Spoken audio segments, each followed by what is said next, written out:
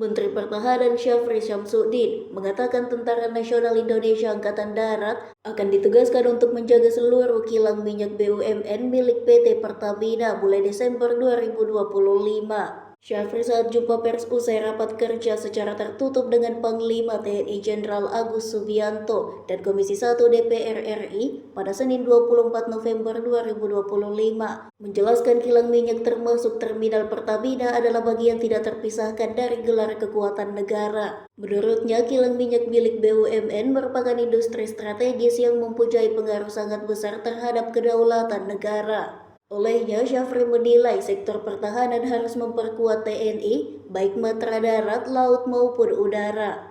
Penugasan itu juga, lanjut Syafri, bagian dari operasi militer selain perang, sebagaimana tercantum dalam pasal 14 revisi Undang-Undang TNI. Selain menugaskan pasukan-pasukan dari TNI Angkatan Darat, tugas mereka juga akan dipantau oleh Badan Intelijen Strategis.